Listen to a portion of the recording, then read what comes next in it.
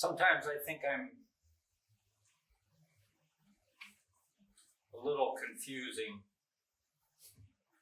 I want to talk about living water. I want to talk about the spirit world. I want to talk about regions of captivity. And all of these are ways that we're just growing.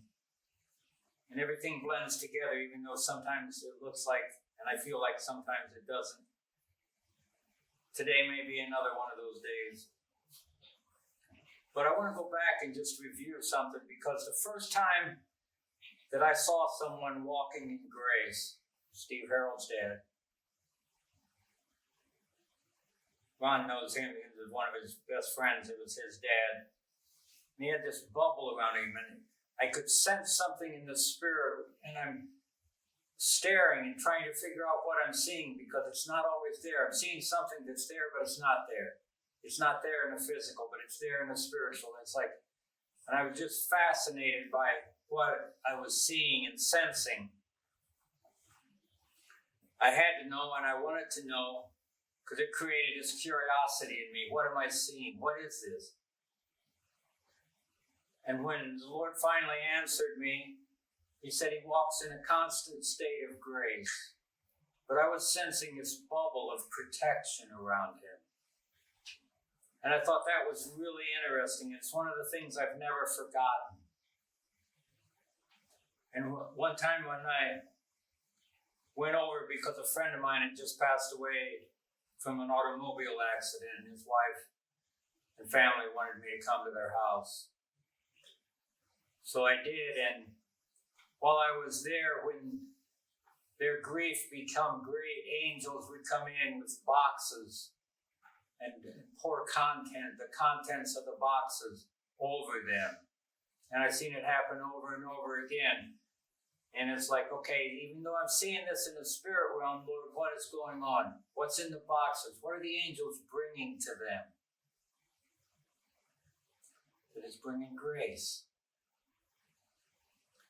I almost got a ticket that night because I was sitting at a stoplight getting ready to turn into town here, and thinking about why was he bringing grace? And he wasn't bringing comfort, peace, anything else. The angels were bringing grace to them. And I was sitting there thinking about it, and I looked up and the light was yellow because it was red.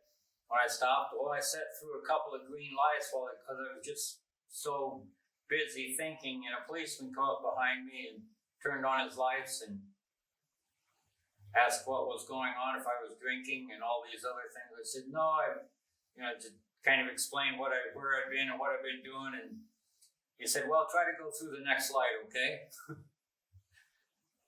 So I did, and when I first experienced grace in such a profound fashion, I was laying on the bed and I was not in a very good position, but all of a sudden I felt like I was in a wooden box. I'm looking around thinking, I can see wood grains and I can sense it, but I'm still laying on the bed, so I know there's not in the physical world a box around me. And it was like a barrier. And then as I'm contemplating why I would be in a wooden box, I realized that all the pain and agony and everything I was feeling was gone, and it was just a content. I just felt content. And it's like it just so astounded me that I knew that I had to study grace, because I didn't want to lose what had just happened. In Hebrews 4:16 says, let us therefore come boldly to the throne of grace, that we may obtain mercy and find grace to help in time of need. And the word help here really refers to ropes and straps and cables, and I've always thought that's fascinating. Let us come boldly. We have the right, as sons and daughters of the Most High God, we can come boldly to the throne of grace, that we may obtain mercy and find grace to help in time of need. And if you notice, there are no limitations on when we can go receive.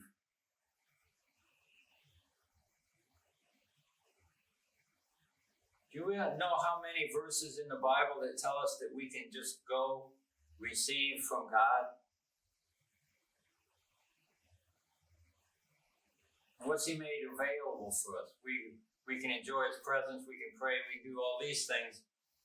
But I've always been interested in, really felt in my spirit that there was more to grace and mercy than I realized, because if those are the only things that God's made available for us to go receive anytime, all the time, every day,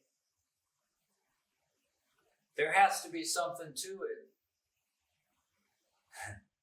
And this week, I was just contemplating on some of this, and I thought, the first time was watching a man walk in a constant state of grace, but he had this bubble around him.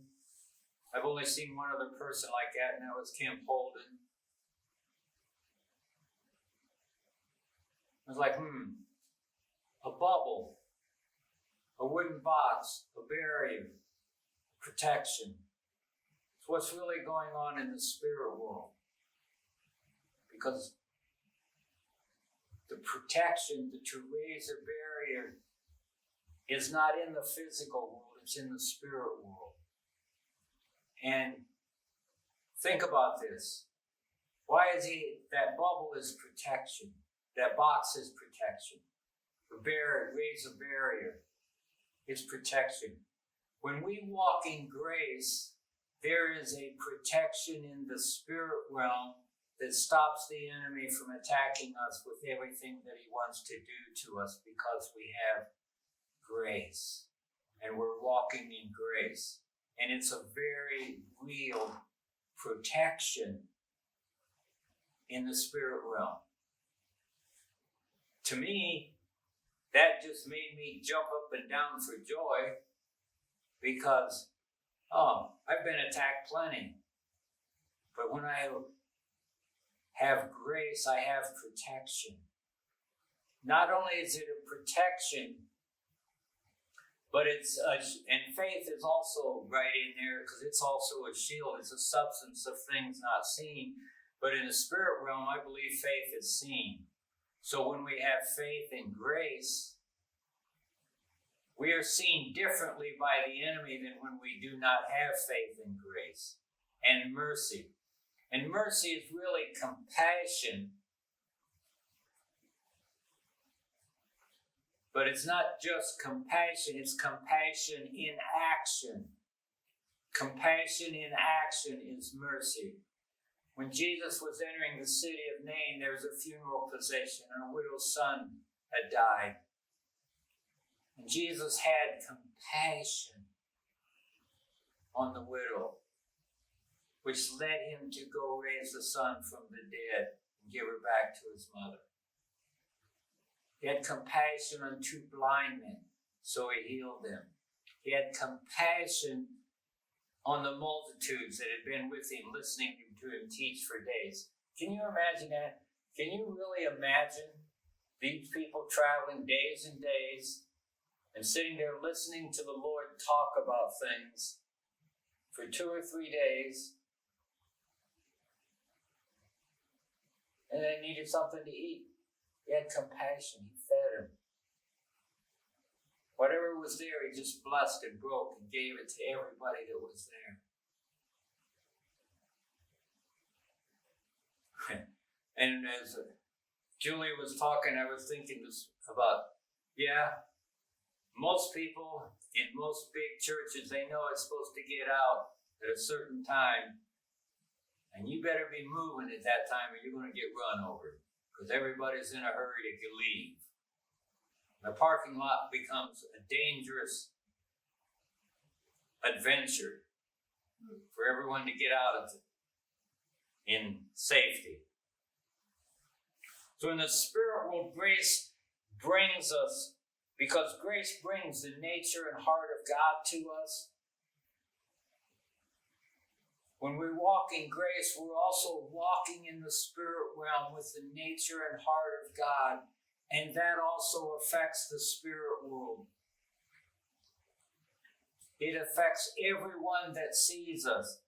And I've been watching how people respond to me, because I've been making a point of it to understand that if I walk in grace in the spirit realm, it's going to change everything around me. And I've watched the difference in people's attitude towards me and the friendliness they have. And the grace also has this capacity to draw people. Because grace and mercy together are really the foundations and an aspect of love. That's what we have when we walk in grace in the spirit realm. Oh, so if we have grace and mercy, when we walk in grace and mercy, there is such a dramatic effect in the spirit realm, because it not only is it a protection, but it draws people. People, the same way that I felt when I was looking and seeing a man walk with this bubble around him. It's like I was fascinated. I wanted to know more. There was a drawing. I wanted to understand.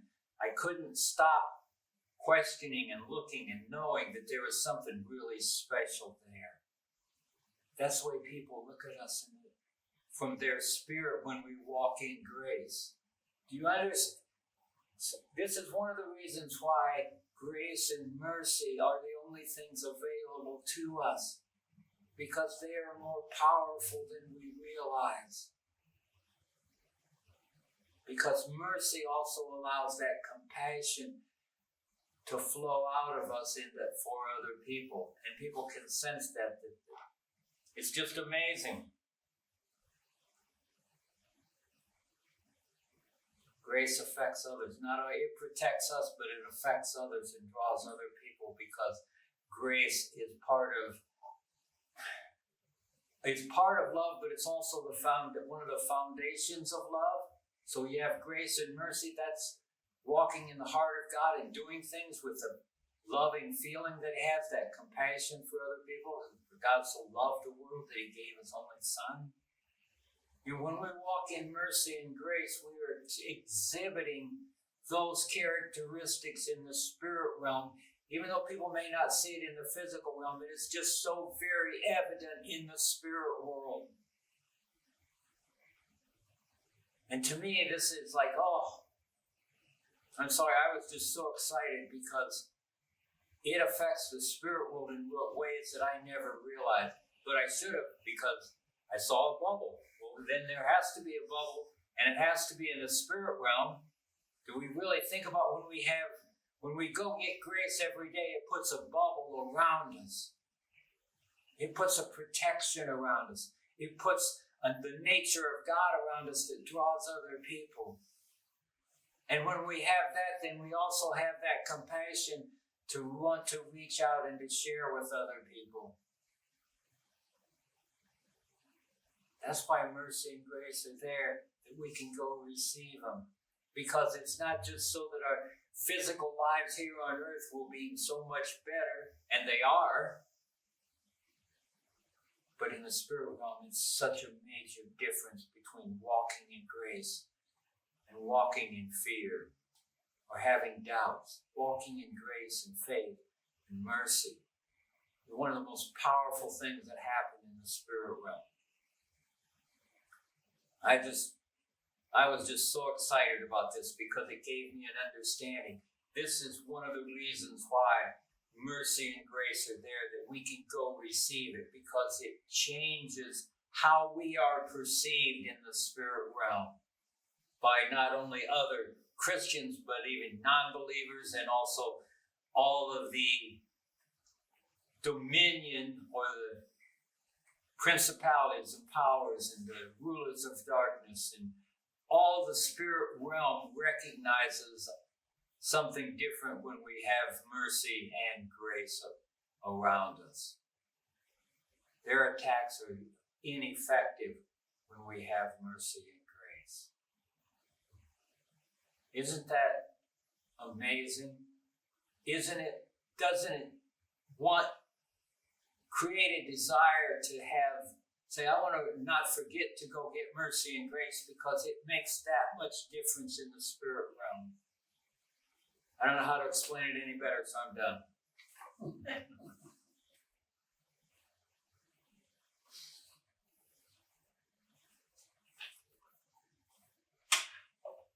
Any questions, any comments?